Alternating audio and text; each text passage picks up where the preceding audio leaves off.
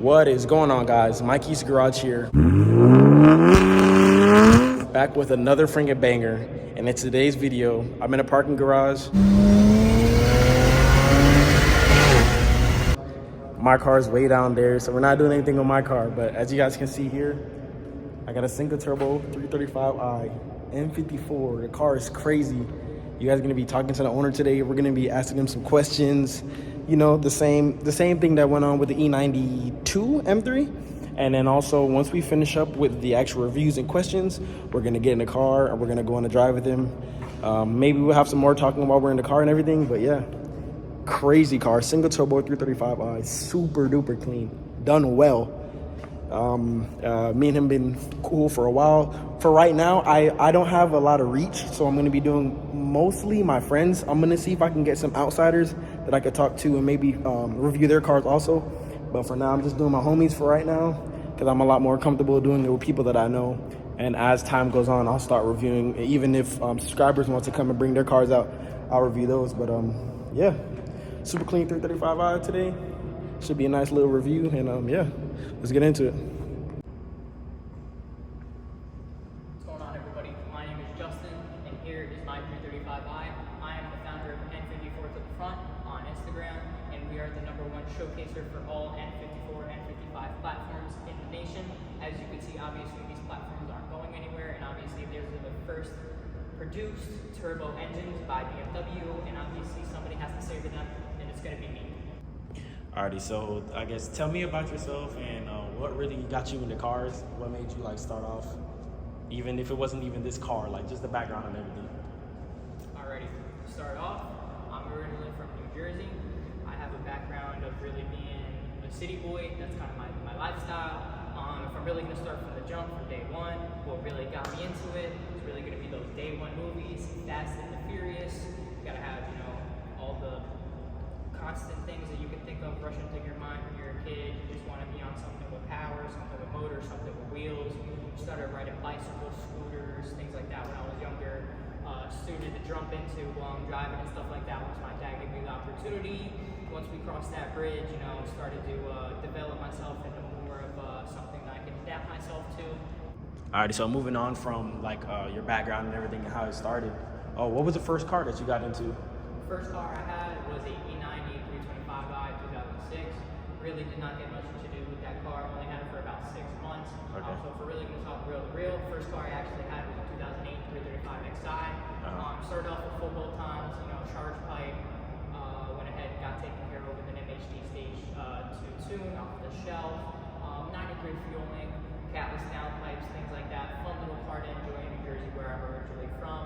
Sliding around the snow, having good times with my buddies. It was a great way to really get my my ignition in the cars, and it really jump-started my journey, to say the least. Alrighty, and how much do you know how much power was making around that time when with you did the that? off-the-shelf tune on 93, I want to say probably anywhere from the mid 400s, you know, maybe like 430, 440. It was a decent little car. Sorry, you know, that's just the way these cars are built. Stock turbos, you know, the thing was spitting a whole bunch of smoke, and I had to put oil in it every day, but at the end of the day, it still made 21 pounds. Alrighty, so when it comes to what we're standing in front of right now, like how long did it take you to find it and where was it located? So this vehicle was actually sold to me by one of my close friends up in New York, New Jersey. He went ahead and he went on a leave and blessed me with this vehicle at the time. My previous 335 was actually totaled out to a flood. Was not able to proceed anymore with that car. Kind of just cut my losses, cut my ties, and moved forward, and was able to move on to this beautiful platform. Now, before it was obviously single turbo, it did come with pure 600 twin turbos. Did enjoy those for a good fair amount of time until they gave out. Is that like a normal thing that goes or happens on those cars, or is that was just like a one-time thing with that car? To be honest, if I'm going to be real, for N54s, these are really I don't want to say problematic platform, but it was the first start of the N55 and the S55 and the continual moving forward inline 6 BMW. So this was the first produced twin turbo, actually turbo motor produced by BMW. So yes, the stock turbos would fairly go out often. A lot of people reside with like 17T or 19T. A lot of people like to call them turbos do make good jam. A lot of people make good torque and power on them, upward of 550, north of 6. But with that being said, yes, there is a probability that those turbos can fail, as with the single turbo, as with the stock turbos going ahead and failing themselves, the upgraded twins can also fail themselves also. Alrighty, so how long has your ownership been of this 335i? We are now overcoming 3 years of ownership with this beauty. Okay. And in the 3 years, like, what's the mods you've done? Over the 3 years I've had this chassis, we certainly did go ahead and convert over to the single turbo kit. Obviously, it's a great advancement in the platform itself. A lot of other things that we did was a full 3-inch single exhaust all the way out the back from the downpipe, 3-inch downpipe also. Went ahead and took care of dual fuel pumps in the car, also helps with the supply of fueling. Also moving forward, this car is only on direct injection, so we are planning to move it over to port injection soon. That's why we went ahead and took care of the dual fuel pumps, it always helps. But we went ahead and took care of 7.5-inch front mount intercooler. Went ahead and took care of the oil cooler here in the front. We also have a transmission cooler located here in the bumper. Also helps when you're trying to really put down power on the car, you're trying to get continuous pulls. Really helps keep the temperatures down. Did go ahead, and this car is originally an XI, so it was all-wheel drive. We did go ahead and move it over to a rear-wheel drive vehicle now. Took out the front drive shaft from the front axles. Okay. That also helps with some weight reduction on the vehicle. It is a pre-LCI car, so we did go ahead and take care of a full LCI swap on the vehicle. So it is a 2009 front end, 2009 rear end, LED headlights, LED taillights. Also comes with the LCI hood that does not have the vents here. Did go ahead and opt for the carbon hood when I had the time. And a couple other cosmetic things here and there. Wheels, still playing with offsets and stuff like that, trying to find the right wheels that I'm working with. That's why I'm working with 2 different wheels right now. But to be honest with you, it's always a working platform. I'm always progressing it, always working to better it, and there always will something more to advance.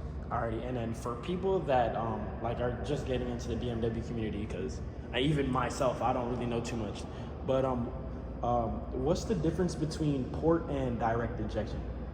So to go ahead and start off, direct injection is going to be your standard fueling that comes with the N54, N55, S55, S58 motors. Generic motors for these cars are going to be direct injection. That's why you get that particular noise when it comes to the vehicle while it's idling. A lot of people are not typically standard to hearing that noise because the direct injection is a high pressure fuel pump fed system. With that being said, now going over to the port injection system, there is a full port injection kit, so you can delete that high pressure fuel pump feeding system with the BMW only injectors.